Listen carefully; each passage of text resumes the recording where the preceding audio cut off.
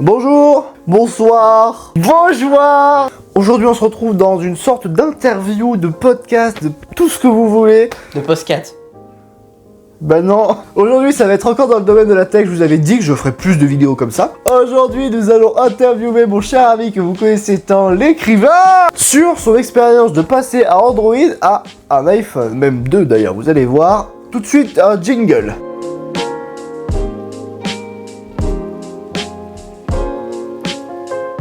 Alors, il y a plusieurs mois, mon cher ami l'écrivain ici présent a, a cassé son téléphone, mais pas réellement.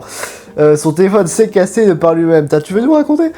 Bah en fait tout simplement on m'a racheté un nouveau téléphone parce que le mien il était trop vieux et trop abîmé et c'était un Galaxy A32 pour l'idée et en fait quand on me l'a donné on s'est rendu compte que l'écran se décollait littéralement genre comme ça et puis au bout d'un moment bon comment vous dire qu'il ne marchait plus au bout d'un moment bon à force que l'écran finisse comme ça et du coup le temps qu'on retrouve un autre téléphone ou qu'on nous rembourse le téléphone qu'on venait d'acheter bah il m'a prêté son iPhone XR.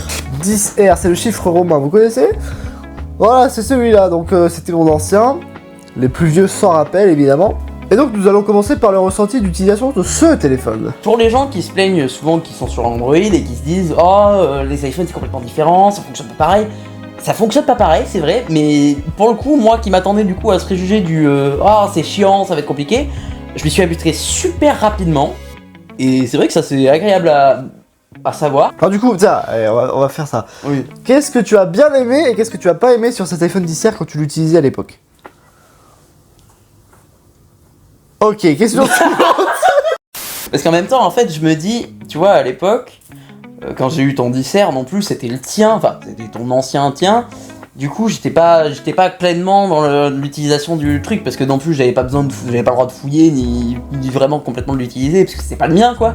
Mais c'est vrai que c'était quand même bien différent, parce que c'est vrai que moi, je suis quand même passé du bas de gamme, voire même très bas de gamme, à quelque chose de haut de gamme pour l'époque, donc milieu de gamme à peu près aujourd'hui, même si c'est un bon milieu de gamme quand même. Et c'est vrai que ça a quand même bien changé mon opinion sur les choses et sur la marque de la pomme, tu vois. Parce que c'est vrai que c'est quand même assez impressionnant ce qu'on peut ressentir quand on l'utilise. Bah tiens, qu'est-ce que tu ressentais quand tu l'utilisais par rapport à...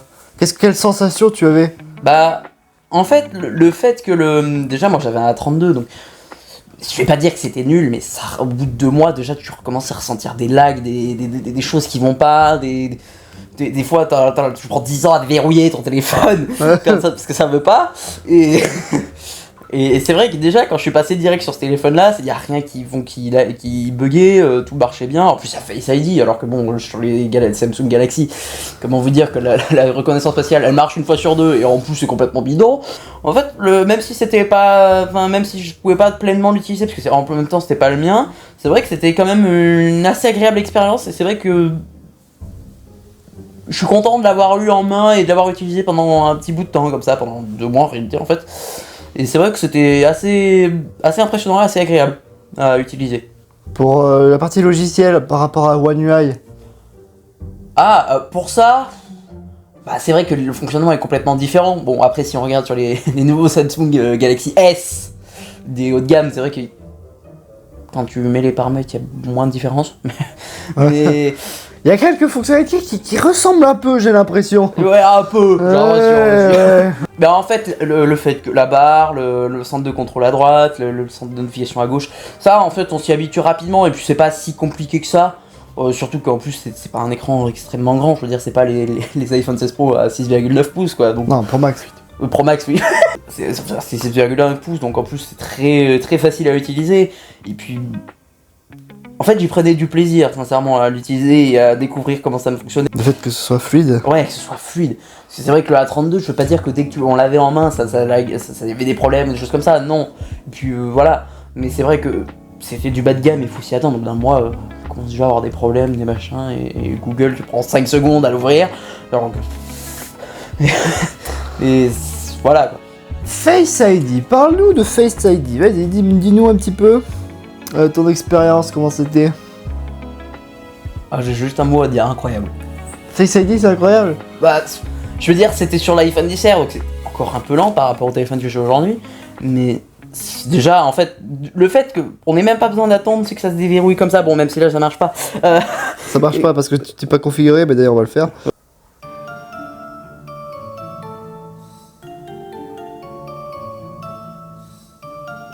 Oula.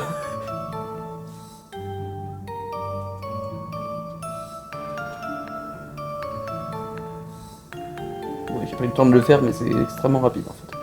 Voilà, c'est fini. Puis maintenant, si j'éteins et que je rallume, hop là, nickel. Comme si j'avais rien fait. Du coup, ce qui t'a pas plu, c'est que du coup, t'avais tous mes contacts, tous mes mots de passe, Bah mon compte oui, Apple. Et en fait, c'était parce que c'était mon téléphone à la base. C'est vrai qu'après, par contre, le seul bémol que je peux avoir, à part le fait que du coup j'avais tous tes contacts, tous tes machins, parce que bon, c'était ton téléphone Ouais, quoi. bah oui. Bah, le seul défaut c'était peut-être la batterie. Parce que après, c'est vrai que c'est un dissert, faut s'y attendre. La batterie était quand même assez limitée, on va dire. Hein. En plus, elle était très utilisée là, elle était pas de bonne qualité. Oui. Donc c'est vrai que c'est le seul bémol qu'il y avait. Après, sinon, moi ça me plaisait, j'étais complètement satisfait du truc.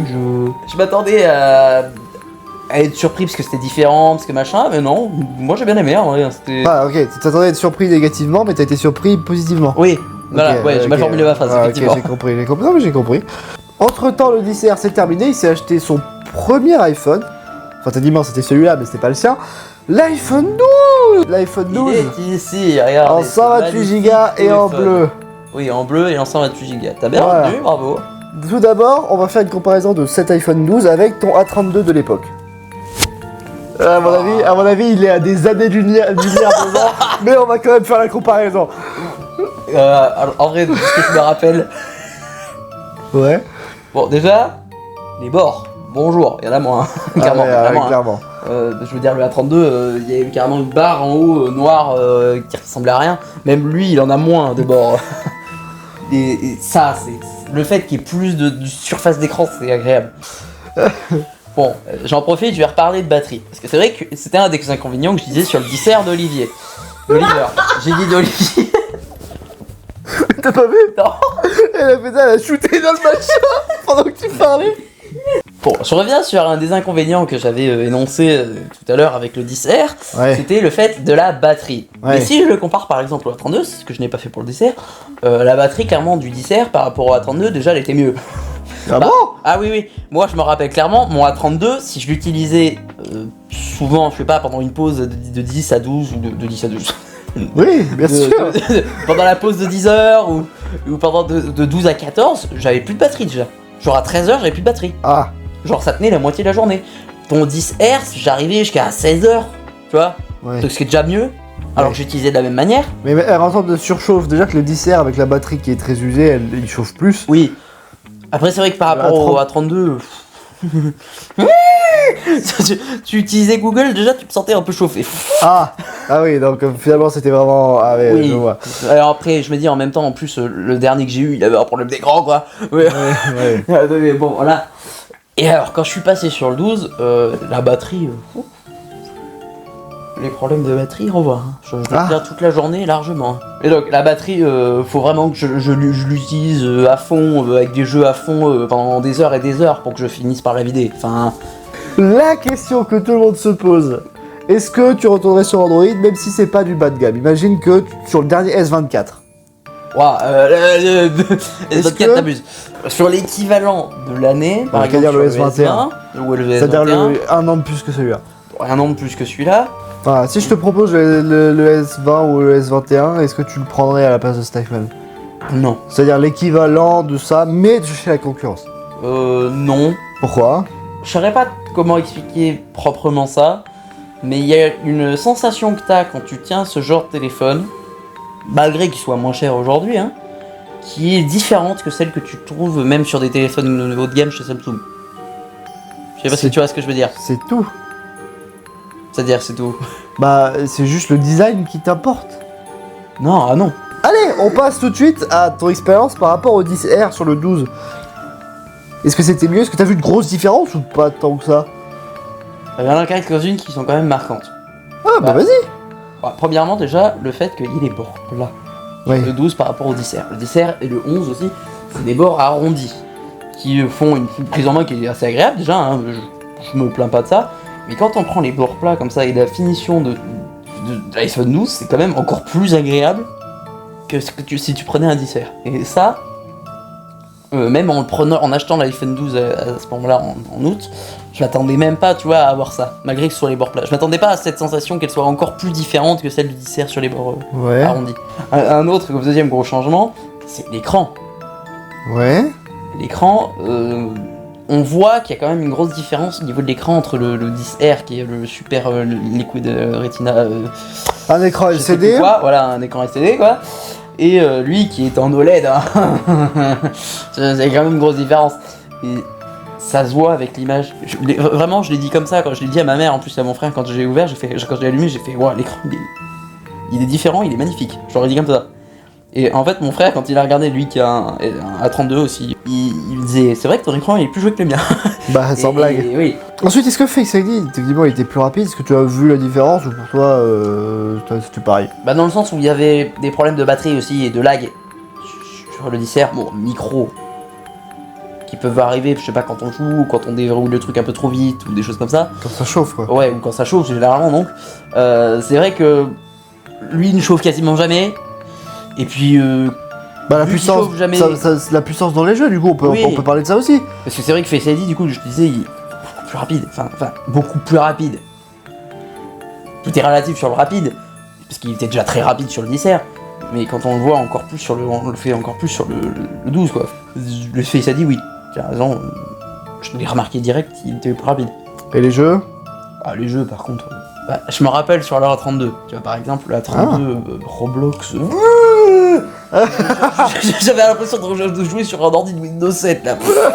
Genre, vraiment. Oh là là, vraiment ça ramait comme pas possible. Il y a des jeux, tu vois, où il fallait faire des courses poursuites, des machins.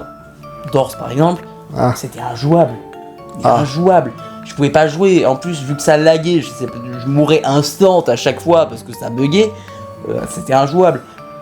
Quand je suis passé sur le 10R, bon, il y avait le problème de la batterie qui faisait que ça chauffait, mais déjà c'était beaucoup plus fluide. Et alors quand je suis passé sur le 12, alors là ça chauffait plus, la batterie elle se vidait moins, bon elle se vide quand même, mais elle se vide beaucoup moins. Et puis c'est beaucoup plus agréable à jouer, et ça laguait plus. Et bizarrement du coup tous les jeux de ce genre là, que ce soit Roblox, Brawl Stars, tout ça, je me suis mis bizarrement à mieux jouer et à mieux gagner. Ah, mieux gagner. Ouais, mieux gagner. C'est vrai que je me suis mis à avoir une meilleure expérience de jeu, meilleure expérience tout court en fait. Hein. Donc la question, encore une fois, que tout le monde se pose, est-ce que tu vas me donner ton iPhone? Évidemment que non. À moins que tu me dises ton 13 Pro, moi je dis pas non. Alors, ça dégage. Oh, les photos, à mon avis, par rapport à 32, ça l'éclate, j'ai même pas besoin de te poser la question. La vidéo, c'est pareil. Oui, mais par rapport au 10R, il y a des changements quand même. Bah, déjà, sur le 10R, même s'il y a qu'une caméra derrière, la caméra était déjà assez convaincante par rapport au A32, hein, clairement. Ah oui, lui, il en avait 3 clairement. pourtant, hein. Lui, il en avait 3 et pourtant, le 10R était déjà beaucoup plus c'est convaincant. pas le alors qu'il nombre en de a qu'une caméras qui seule. fait la qualité, comme on dit.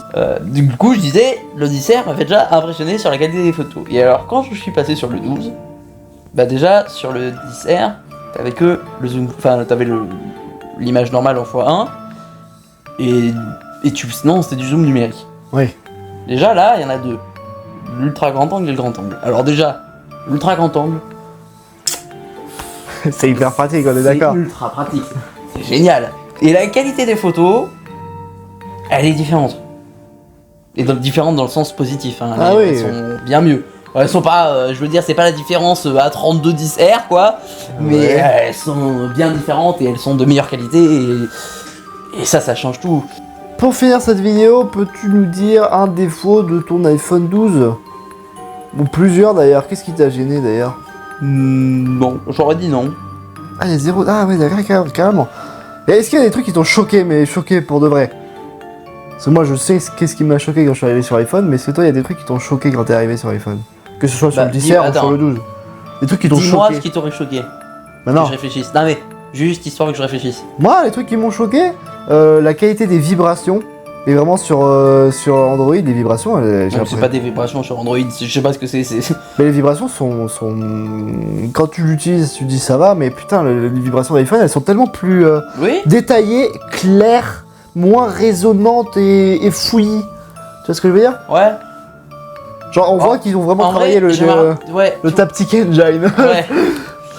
En vrai, je me rappelle, tu vois, peut-être que ça m'avait choqué à ce moment-là. Et je pense que je te l'ai déjà dit. Si je me rappelle, je pense que je l'ai déjà dit sur le dissert déjà que c'est vibration quoi. Enfin, tu vois, par exemple, si je me rappelle, tu vois, que je m'étais extasié sur le sur l'horloge là. Ah oui! Sur l'horloge avec le minuteur. Ah, et c'est bon, je viens de me rappeler d'un truc aussi qui m'a vachement Choqué. Ouais. La qualité du son, mon gars. J'avoue, moi aussi ça m'a choqué. Le A32 que j'avais, le son, mais on dirait que tu sais, il sortait d'une boîte. Tu sais, on l'avait mis dans une boîte de concert là. Mais surtout le fait que le son soit stéréo, c'est-à-dire qu'il soit des deux enceintes quand tu regardes une vidéo. Ouais. Alors que sur la plupart des Samsung bas de gamme voire moyenne gamme, ça sort que du côté droit quand tu le mets comme ça. Oh, en fait, même ça sort de là en fait. Oui, ça sort que du bas en fait. Ouais. Et du coup, quand j'ai repris mon vieux Samsung, j'avais l'impression d'avoir l'oreille bouchée. Alors que non, c'est juste le son, il sortait que d'un côté. Ouais, bah oui. Et ça fait bizarre. Et en fait, c'est vrai que sur le coup, en fait, tu sais, des fois, en plus, je m'amusais, tu sais, pour voir le stéréo, pour le tester, tu sais, je m'amusais à faire. Juste comme ça avec mon téléphone, je te jure, c'est en plein milieu du salon, je t'en et c'est incroyable le son, comme il est bien. En plus, tu sais, il est bien réparti, genre, c'est. Ouais. Un autre truc qui t'aurait choqué, tu t'en souviens peut-être? T'avais un autre truc qui te choquait, toi? Moi j'en ai deux qui viennent en tête là. C'est quoi? Face ID. Oui, bah oui, ça, oui. Clairement Face je veux ID, dire, mais... Aujourd'hui, je me suis tellement habitué à ça que c'est un des arguments que je peux avoir. En plus, regarde, l'animation de iOS 18 qui est incroyable. Oui. Ça, mais ça. Par contre, je suis désolé, mais les animations sont incroyables. Oui, bon. Ça aussi, ça m'a un peu choqué. Bon, pas autant que les autres, mais ça m'a un peu choqué, moi, les animations. Les animations. Parce que moi, sur mon A20E que j'avais de Samsung, il y avait des animations, elles étaient éclatées. Ah oui, vous t'inquiète pas, bon, 32 se débarrer. C'est la façon dont fonctionnait d'iOS, j'ai trouvé ça trop bien. Juste le centre de contrôle, juste cet exemple, le centre de contrôle, je trouve ça tellement plus pratique. Quand tu regardes une vidéo, le centre de contrôle, c'est ouf. Je sais pas si toi tu l'as eu, le fait de... Mais putain, j'ai pas besoin de me faire chier à appuyer sur les boutons ou de... Bah non, en fait, ça existait même pas, le son en haut dans les Samsung. Oui. Ça existait même pas, t'étais obligé d'utiliser le bouton. Avant la mise à jour. Oui, non, mais non. Non, même pas sur la mise à jour, ça. Même pas sur la mise à jour. Même pas dedans. Par contre, sur One UI 7, si. Mais c'est encore pire, mais je te montrerai si tu veux. Non, mais je t'ai dit, c'est encore pire dans le plagiat, mais attends. Qu'est-ce que je voulais dire? Oui, donc vraiment, le fait de pouvoir de pas me faire chier, hop, tac, la luminosité. En fait, c'était trop pratique le centre de contrôle. Alors, des conseils, j'en aurais pas. Acheter un iPhone. En vrai, pour ceux qui... Je vais le dire, pour ceux qui considèrent qu'un téléphone, t'as pas besoin de balancer des milliards d'euros, je comprenne qu'ils aient une raison d'acheter un Samsung, tu vois. Parce que c'est vrai qu'encore, pour avoir un bon téléphone, je veux dire qu'il y ait tout l'écran entier par rapport au bas de gamme. Il y a encore même certains bas de gamme qui ont encore le bouton, le fucking bouton. Ouais, J'ai vu ça, c'est un truc de fou. Je veux dire, au pire, attendez 2 ans. Et puis je me dis, dans 2 ans, tu vois, même le 10, il sera le 10, 11 sera encore plus dévalorisant en sous, surtout le 12. Le 12, tu vois, il sera à 400, il sera à 200. Et ça vaudra à peu près ce qu'on trouve sur les... Ouais, 200, j'exagère, je pense. Mais... tu vois, d'attendre encore un tout petit peu que les très bons iPhones baissent encore en prix. Parce que, tu vois, tu vois, même ma mère là-dessus, qui elle s'en fout, enfin, pour elle c'est un téléphone, même s'il marche pas, même sur les jeux, les machins, elle s'en fout totalement. C'est pour ça qu'elle aime pas Apple. Voilà. Coucou, te vois. Voilà. Et là, je comprends l'idée du on s'en fout, c'est un iPhone, ça coûte trop cher, j'aime pas ça parce que ça coûte trop cher justement. Mais en fait, c'est pour ça que je me dis en même temps. C'est parce qu'ils ont une utilisation qui est juste, j'appelle, j'envoie des messages et c'est tout. Voilà. C'est-à-dire que si on s'en fout de la bonne qualité de l'écran, la bonne qualité de photo, le zoom, la batterie, Oui. la puissance de jeu, le fait qu'il va durer dans le temps, les mises à jour et même l'optimisation des applications. Tout ça, ça compte dans le prix des iPhones, puisque c'est pour ça que ça coûte cher. Tout ça, c'est parfaitement bien géré. Et donc du coup, c'est pour ça que les gens qui s'en foutent des téléphones et qui veulent juste un truc, tant que ça envoie des messages et que ça appelle, c'est bon. Hein. Voilà. Voilà, bah évidemment qu'ils vont pas acheter ça. Mais oui. Mais il y a un point où je vais quand même faire un contraste là-dessus, c'est que je comprends que vous trouvez que l'iPhone est cher, je comprends que vous considérez à ce moment-là que c'est inutile, parce que vous faites juste des appels, des machins, et puis vous jouez à un jeu qui est un peu lagué du coup, mais vous vous en fichez quoi. Je comprends. Mais arrêtez de tester Apple non plus à ce point-là. Parce que pour les gens qui cherchent des bons téléphones avec des qualités de photos, surtout qu'avec l'iPhone 16 Pro aujourd'hui, ils y mettent le paquet quoi.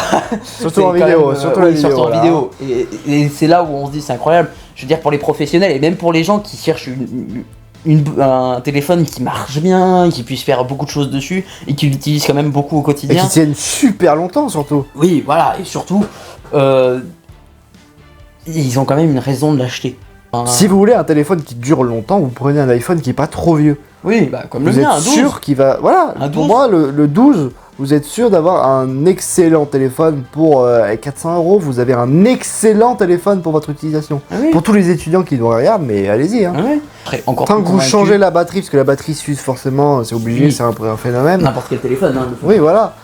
Si vous avez des coups de lag, des coups de chauffe de votre iPhone, vous changez la batterie, vous faites changer la batterie avec une batterie officielle Apple, ça peut coûter un peu cher, mais votre téléphone après ça, hop, il repart de plus belle et puis vous pouvez encore le garder plusieurs années.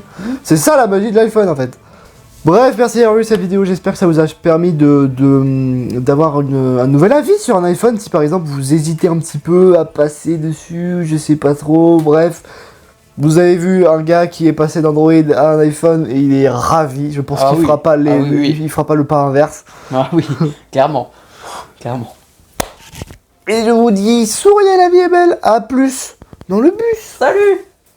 Ah. Aujourd'hui, on va recueillir l'interview de mon cher ami. T'as oublié cette phrase parce que pendant que t'as commencé, j'étais en mode.